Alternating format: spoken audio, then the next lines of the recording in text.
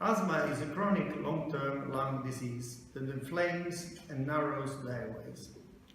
Asthma causes recurring periods of wheezing, a wheezily sound when you breathe, chest tightness, shortness of breath, and coughing. The coughing often occurs at night or early in the morning. Asthma affects people of all ages, but it most often starts during childhood, before the age of 5 years. The prevalence of asthma in the European Union is 8.2% in adults and 9.4% in children.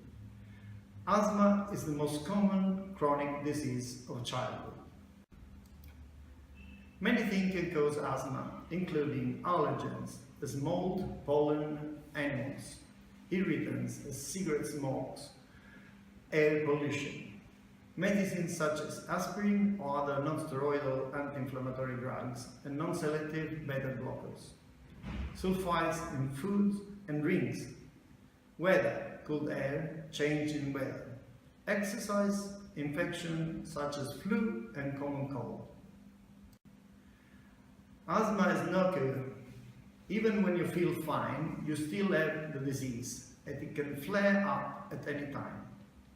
However, for most children and adults, asthma can be controlled throughout life with appropriate diagnosis, education and treatment.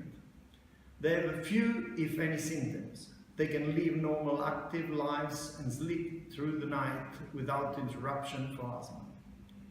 Once a child's asthma is controlled, usually with the help of proper medications, exercise should become part of his or her daily activities. Children with asthma certainly can and do excel in athletics. Many Olympic athletes have asthma.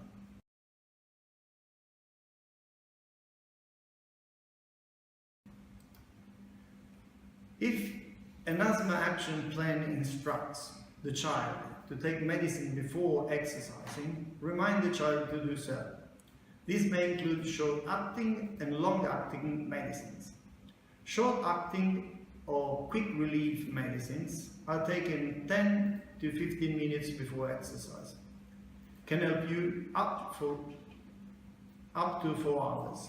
Long-acting inhaled medicines are used at least 30 minutes before exercise, last up to 12 hours, and children can take long-acting medicines before school, and they will help him for the whole day. Asthmatics are more likely sedentary lifestyles related to fear of exercise-induced bronchospasm, physical barriers such as resting airflow obstruction, and parental beliefs about exercise harming their children. Research strongly suggests that varying type of aerobic exercise, swimming, running, basketball, cycling, can improve physical fitness status and respiratory function. Decreased asthma symptoms, decreased medication use, decreased hospitalization and physician visits, increased self-management, improved school and work attendance, and increased emotional well-being in asthmatic across all degrees of asthmatic severity. The incidence of bronchospasm and the possibility of asthma exacerbation after vigorous exercise-induced asthma, prevents many children from participating in physical activities. The terms exercise-induced asthma and exercise-induced bronchoconstriction are often used interchangeably to describe symptoms of asthma such as cough, wheeze, or dyspnea provoked by vigorous physical activity. However, this can be considered two separate entities that should be treated as such. Exercise-induced asthma describes patients who have underlying asthma and exercise is a trigger that exacerbates their asthma. Exercise-induced bronchoconstriction describes patients who do not have a history of asthma and who have bronchospasm associated with only exercise. It has been claimed that up to 75–80% of asthmatic subjects without treatment may experience an asthma attack provoked by exercise. But also, otherwise healthy individuals without a diagnosis of asthma, more than 10% may experience a significant reduction in lung function after heavy exercise. Whereas the physiologic response to exercise usually results in a slightly bronchodilation, in population-based studies, individuals without an asthma diagnosis may also suffer of exercise-induced bronchoconstriction. Exercise-induced asthma usually occurs during vigorous physical activity or several minutes after.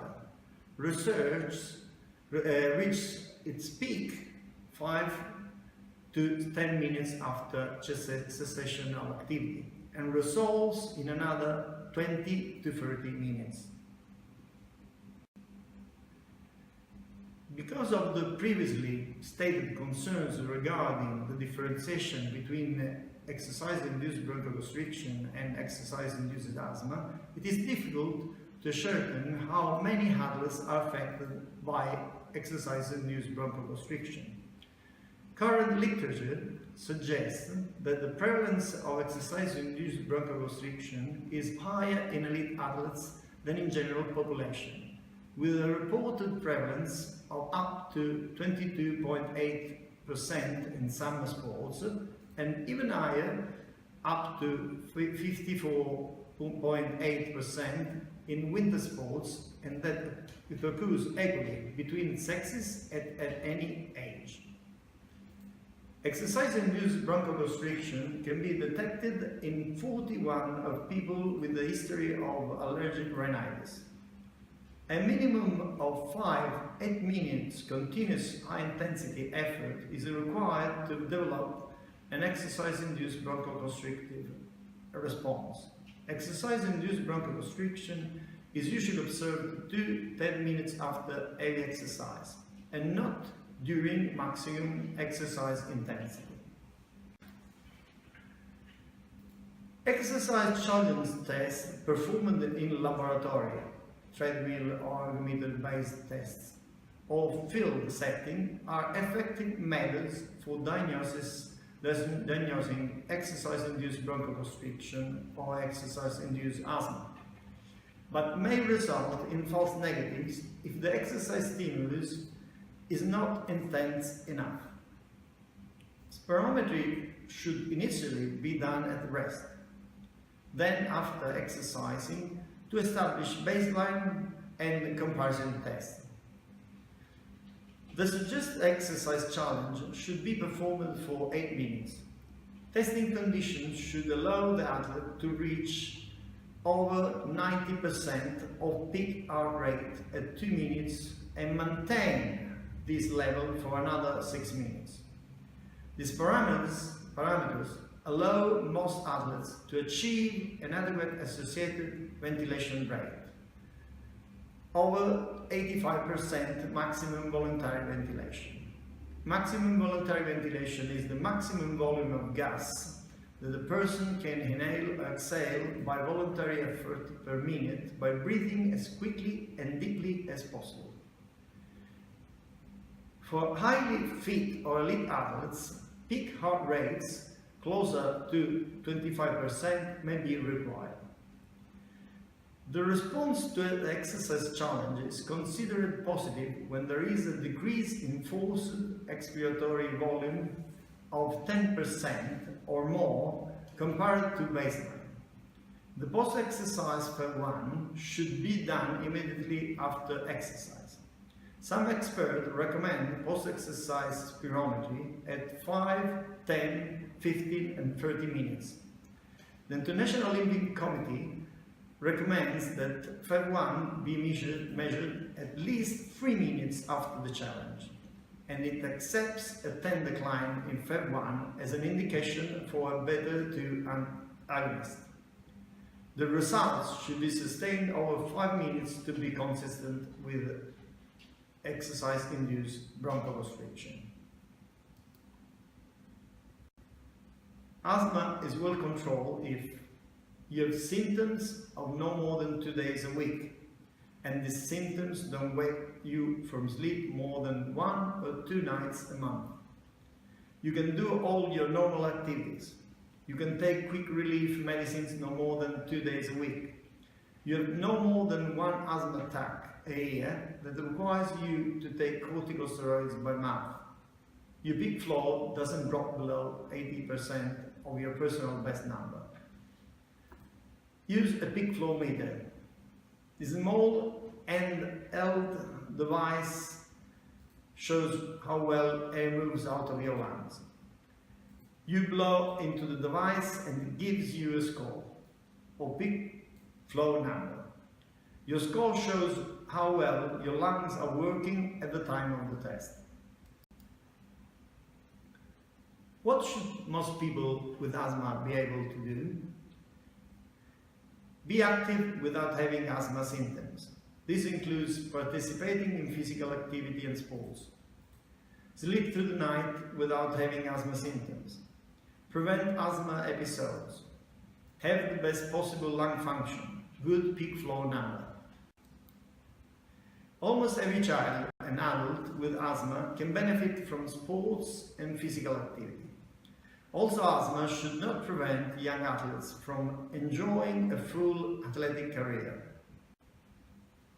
It is difficult to say whether some types of sport are more asthma-friendly than others because there is too little scientific research in this area.